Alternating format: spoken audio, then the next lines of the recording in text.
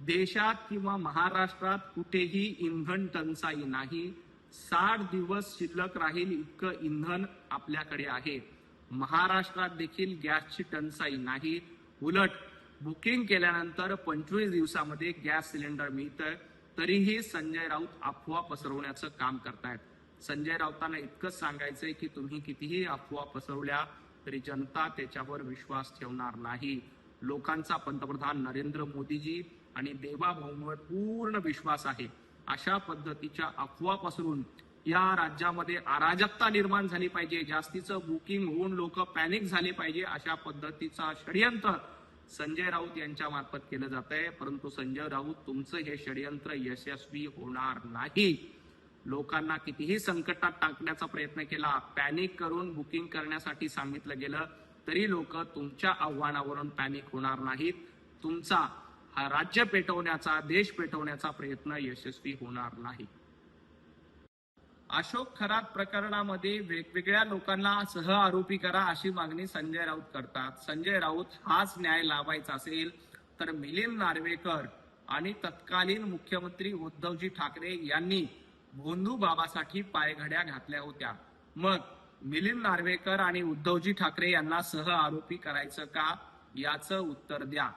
या भोंदू बाबा प्रकरणात सविस्तर चौकशी करण्याचं काम राज्य सरकारच्या वतीनं केलं जात आहे. कुणालाही पाठीशी राज्य सरकार घालत नाही. तरीही तुम्ही याला आरोपी करा, त्याला सह आरोपी करा अशी मागणी करतायत. मग हाच न्याय लावायचा असेल तर उद्धवजी ठाकरे, मिलिंद नार्वेकर आणि भोंदू बाबाला पाणी देण्यासाठी दबाव टाकणारे स्वतः संजय राऊत यांना या प्रकरणामध्ये सह आरोपी करून त्याची चौकशी करायची का, याचं उत्तर आधी दिलं पाहिजे. भोंदू बाबा अशोक खरातला मुख्यमंत्री पाठीशी घालतायत असा आरोप संजय राऊत करतायत. अहो संजय राऊत, ज्या उद्धवजी ठाकरे यांच्या काळामध्ये भोंदू बाबाचे कारनामे समोर आले होते तरीही तुम्ही कारवाई करण्याची हिंमत केली नाही. उलट देवेंद्रजी फडणवीस यांच्याकडे हे सगळं प्रकरण आल्यानंतर त्यांनी अतिशय गांभीर्याने हाताळलं आणि या प्रकरणामध्ये तपास करून कारवाई करण्याचे आदेश दिले. एवढंच नाही तर या भोंदू बाबाला बेड्या ठोकण्याचं काम देवेंद्रजी फडणवीसांनी केलं. या संपूर्ण प्रकरणाची एसआयटी चौकशी सुरू आहे आणि अतिशय गांभीर्याने हे प्रकरण हाताळलं जात आहे. देवाभाऊ मुख्यमंत्री आहेत म्हणूनच या भोंदू भावाचा पर्दाफाश झाला. अन्यथा महाविकास आघाडीच्या काळामध्ये तुम्ही अनेक गुन्हेगारांना पाठीशी घातलंय हे महाराष्ट्राने बघितलंय.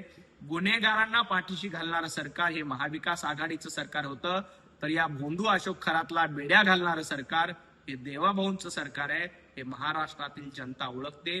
तुम्ही किती आरोप केले तरी त्याचा काहीही परिणाम होणार नाही. गॅससाठी गुजरातमध्ये रांगा लागतायत, नोटबंदीसाठी गुजरातमध्ये रांगा लागत होत्या असं म्हणून परत एकदा गुजरातवर घसरण्याचं काम संजय राऊतांनी केलंय. संजय राऊत, तुम्हाला उठता बसता फक्त गुजरात आठवतं का? पंतप्रधान नरेंद्र मोदीजींच्या नेतृत्वात देशाचा विकास होतोय, देश पुढे जातोय आणि आज आपण बघतोय की महाराष्ट्र असेल FDI मध्ये क्रमांक 1चा आहे, परंतु तुम्हाला ते दिसणार नाही. आज गॅससाठी कुठेही रांगा नाहीत. 25 दिवसामध्ये आणि ग्रामीण भागामध्ये 35 दिवसामध्ये गॅस बुकिंग मिळतं. तरीही तुम्ही अफवा पसरवण्याचं काम करतायत आणि मध्ये मध्ये गुजरातचं नाव घेतलं की तुम्हाला वाटतं आपली मराठी अस्मिता जागी होईल, परंतु इथल्या मराठी माणसानं तुम्हाला नाकारलंय, तुमच्या पक्षाला नाकारलंय. तुमची धाव उरणपर्यंत उरलेली नाही आणि तुम्ही इराणच्या गप्पा मारणं बंद केलं पाहिजे. देशात किंवा महाराष्ट्रात कुठेही इंधन टंचाई नाही. 60 दिवस शिल्लक राहील इतकं इंधन आपल्याकडे आहे. महाराष्ट्रात देखील गॅसची टंचाई नाही. उलट बुकिंग केल्यानंतर 25 दिवसामध्ये गॅस सिलेंडर मिळतं. तरीही संजय राऊत अफवा पसरवण्याचं काम करतायत. संजय राऊतांना इतकंच सांगायचंय की तुम्ही कितीही अफवा पसरवल्या तरी जनता त्याच्यावर विश्वास ठेवणार नाही. लोकांचा पंतप्रधान नरेंद्र मोदीजी आणि देवाभाऊंवर पूर्ण विश्वास आहे.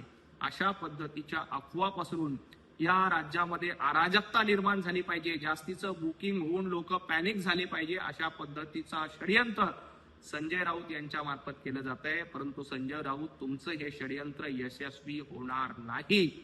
लोकांना कितीही संकटात टाकण्याचा प्रयत्न केला, पॅनिक करून बुकिंग करण्यासाठी सांगितलं गेलं तरी लोक तुमच्या आव्हानावरून पॅनिक होणार नाहीत.